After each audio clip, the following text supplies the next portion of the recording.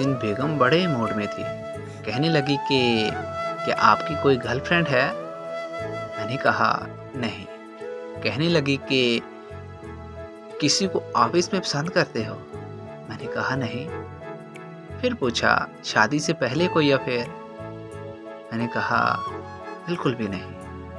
कहने लगी इतना अच्छा लिखते बोलते हैं, दिखने में भी ठीक ठाक हैं, ये कैसे हो सकता है?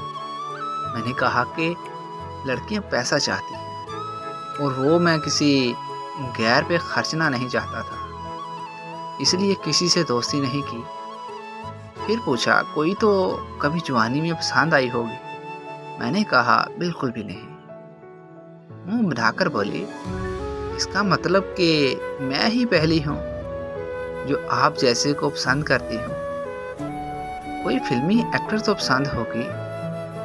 मैंने कहा बिल्कुल भी नहीं। हाँ अलबत्ता बचपन में टनटोनक की मशहूरी में एक लड़की आती थी, वो मुझे बहुत अच्छी लगती थी। मैं उस वक़्त 6-7 साल का था, लेकिन फिर वो कभी टीवी पे नज़र नहीं आई।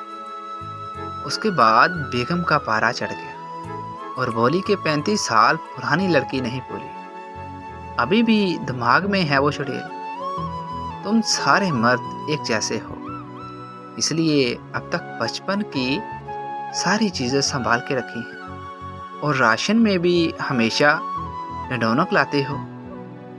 सुबह शाम बच्चों को धान साफ करने का कहते हो, उस गुलमोई की याद ताज़ा करते रहते हो और अक्सर सोचों में गुम रहते हो। सब समझती हूँ मैं, यकीनन नेट पे भी उसी को सर्च करते रहते होंगे, इसलिए 24 घंटे मोबाइल में घुसे रहते और फेसबुक पे उसी के नाम की शायरी करते फिरते हो। मुझे पहले ही शक था कि हो ना हो कोई पुरानी आशिकी पाल रखी है। मुझे अब आपके साथ नहीं रहना। और ये कहकर टनटोनक उठाकर बाहर फेंक दिया।